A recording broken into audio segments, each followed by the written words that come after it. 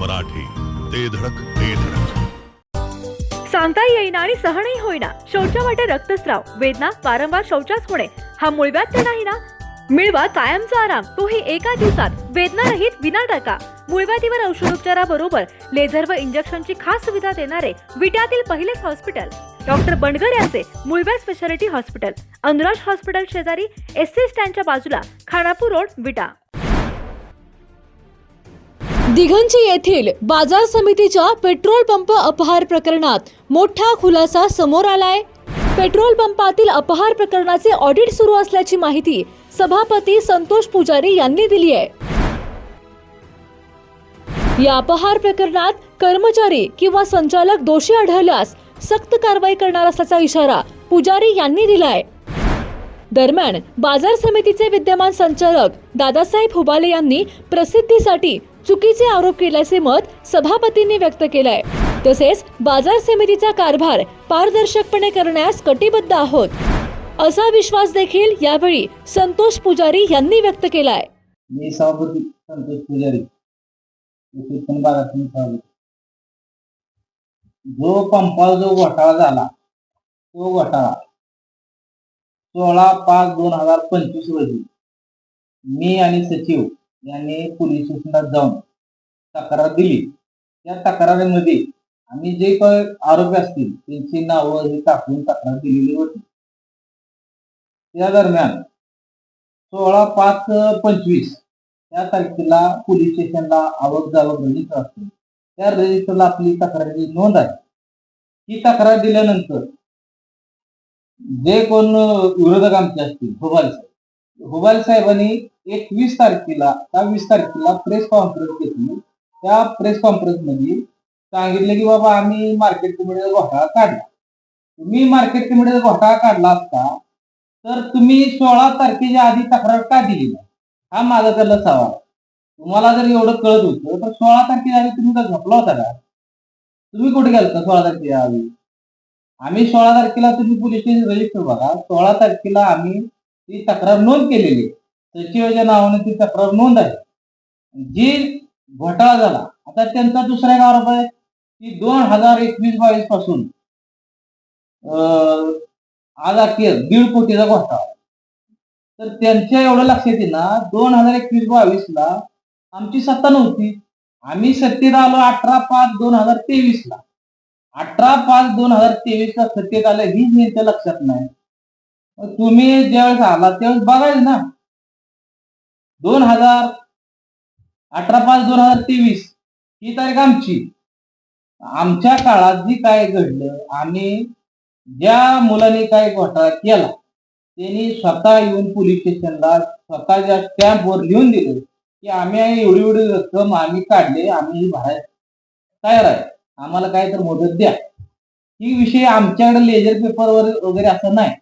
त्यांनी येऊन स्वतः पोलीस स्टेशनला 16/5/25 ला तक्रार दिलेली आहे.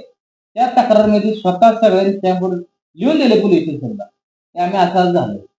आता हे काय करते हुबाले, त्या मुलांना फोन करते तुम्ही पैसे भरू नका, ही काय असेल ते आम्ही कायम कर्मचाऱ्यावर वसूल करतो, कायम कर्मचाऱ्याला आपण घरी घालू, ही यांचं म्हणणं.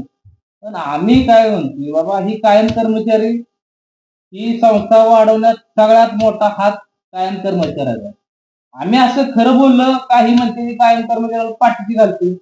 पाठीशी घालायचं काय संबंध नाही. जर का एखादा कायम कर्मचारी ह्या दोषी असेल त्याच्यावर ही फौजदारी गुन्हा दाखल होईल.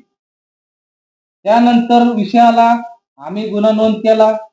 गुन्हा नोंद झाल्यानंतर 5 लाखावरचा घोटाळा असल्यामुळं ही तक्रार नोंद होत नाही. ही तक्रार एसपी ऑफिसला जाते. आम्ही चौकशी लावून तर एसपी ऑफिसला गेलं. एसपी ऑफिस कडून 19/2/26 त्या दरम्यान आम्हाला फोन आला की तुमच्या याला मंजूर आले, तुम्ही तक्रार देऊ शकता. ही तक्रार पण सचिव साहेबांनी स्वतः जाऊन तक्रार दिलेली आहे की ह्याला माहित नाही. ही नोंद झाल्यानंतर 2 दिवसांनी जागे झाली. जागे झाल्यानंतर परत म्हणायला लागली की ही घोटाळा मी माझ्या मागणीला यश. तुझी मागणी होती कधी 20 तारखेला, तुम्ही का 21 तारखेला प्रेस कॉन्फरन्स घेतली, तुम्ही त्याच्या आधी घेतलं का? तर तक्रार कोणा नाव नाही, सचिव साहेब आहे नाव नाही. तुम्ही जे काय फरक होता की आमच्या कार्यकर्ते कामगारांनी भरलेला आहे, भरलेला फरक राहिलेला फरक ती द्यायला तयार होती. हातावली रोकड आणि मीटर मधली फरक या दोन तफावत होत्या. हातावली त्यांनी भरली, मीटर मध्ये भरले नाही. त्यानंतर त्यांचा आरोप आला ह्याच्या बिलाचा विषय, तुम्ही बिल असे काढताय तसं काढताय. प्रत्येक बिल मिटिंगला येतं, मिटिंगला आल्यानंतर ठराव होतो, ठरावानं मंजूर होतं. त्यानंतर आपण चेक वगैरे कशाद्वारे पैसे देत जातात. काय कमी पैसे असेल तर रोकड देतो, काय चेक न देतो, ही विषय झाला. त्यानंतर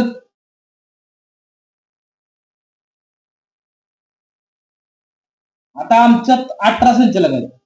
18 मध्ये 17 संचालकाची कधी तक्रार नाही. एकमेव भोवाले साहेब तक्रार मार्केट कमिटीवर देतात, ती त्यांचा पेशा आहे. त्यांना स्टंटबाजी करायची सवय आहे. ह्यांचं स्वभाव असा आहे की ह्यांचं नाव चर्चेत राहिलं पाहिजे, ह्यांना राहायचं झेडपीला उभा. त्यामुळे ह्यांचं म्हणणं होतं की मला चर्चेत येण्यासाठी मी अशा तक्रार चालू ठेवलं का मी माझं नाव पद वाढल. असं नसते. जनता जनार्दन, जनतेचं मत, जनतेचा कौल असतो. ही जनतेने त्यांना दाखवून दिलं. ह्या जनतेच्या कौलामुळं त्यांचं अजून मानसिकता बदलली. ही बदलली का आता म्हणलं मला मोकळा जाय, मी तक्रार द्यायला तुमच्या. ह्यांना गावानं ह्यांच्या नाकारलं, गावाने ह्यांना विचारलं नाही. गावाची पैशाने मागे राहिली. ह्याचा ताव मार्केट कमी काढते. अरे काय संबंध आमचा? आम्ही आहे ना सक्षम इथं. तुम्ही ही पंप बंद पाडणे नादात तुमचा पण पंप 8 दिवस बंद आहे, त्याकडे लक्ष द्या ना. आम्ही सक्षम आहे यात. तुम्ही येऊन जाऊन आता आमची चांगली कामं बघा. आमच्याकडे आस्थापना खर्च 50% आम्हाला करता येतो, आम्ही 23% करतोय. तर मार्केट कमिटी आम्ही पहिल्या वर्षी आमचा नंबर मार्केट कमिटीला 41 होता. दुसऱ्या वर्षी आम्ही 22 आलो. आता तिसऱ्या वर्षी एप्रिल मध्ये दिसेल तुम्हाला, तिसऱ्या वर्षी कळेल ना आमचं काम चांगलं आहे का वाईट. तुम्हाला पण सांगाल बाबा. पण नंतर ज्यावेळेस मार्किंग येईल रँकिंगचा विषय, तेव्हा तुमच्या लक्षात येईल. सभापती, संचालक मंडळ, कर्मचारी काम चांगलं करतील का वाईट करतील. मी इथं आल्यापासून 3 कोटीच्या आसपास पावत्या केले तुम्ही. आमच्या ठेवी वाढल्या. आम्हाला जर 2 नंबर करा असले ठेवी तुमच्या झाल्याच नसत्या. आज जरी गेला तर आम्ही पावत्या जाऊ शकतो, एवढं आम्ही ठेव वाढवली. खाजगी कर्मचारी होती त्यांना 9,000 पगार होता, आम्ही 15.5 केला. जे काम करतंय ह्याच्यात जे हातभार लावतो त्यांना आम्ही बक्षीस स्वरूपात देतोय. आज शेळ्या मेंढ्याचा बाजार असतोय, यात्रा असते, जत्रा असते, घ्या रिपोर्ट आमचा की बाबा काय मार्केट कमिटीचं काम चांगलं आहे काय. आम्हाला पैसे मिळवायचे असते तरी तुम्हाला पुढे पोलीस उभा दिसले असते, ट्रॅफिक वाले इथं आकडा मटका जुगार आज चालला असतं. असं कुठं आम्ही कोणाला देत नाही ना.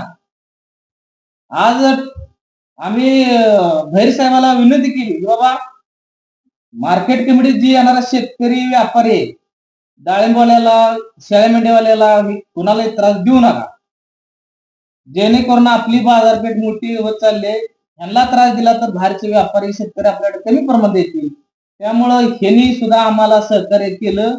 भैर साहेब सुद्धा म्हणले की मी सुद्धा शेतकऱ्याचा मुलगा आहे, मी शेती, माझा आमची शेती आहे, सगळं आहे, आम्हाला तुमच्या भावना समजतील. त्यांनी आम्हाला शब्द दिला भैर साहेबांना, आमचा ट्रॅफिक वाला कधी तुम्हाला त्रास देणार नाही. आणि त्यांनी आम्हाला त्रास दिला बी नाही. नंतर आज तुम्हाला कुठेही ट्रॅफिक वाल्याला, डाळिंबवाल्याला अडवले, शेळ्या मेंढ्याला अडवलं असं दिसते का? चांगली कामं बघा ना. आज मार्केट कमिटी म्हणलं का संतोष पुजारा नाव येतं. काय येतं? माझं काम आहे. माझ्या बरोबर संचालक आहे, सगळी 16 संचालक मला 7 असते. एकमेव होवाले विरोध करतोय.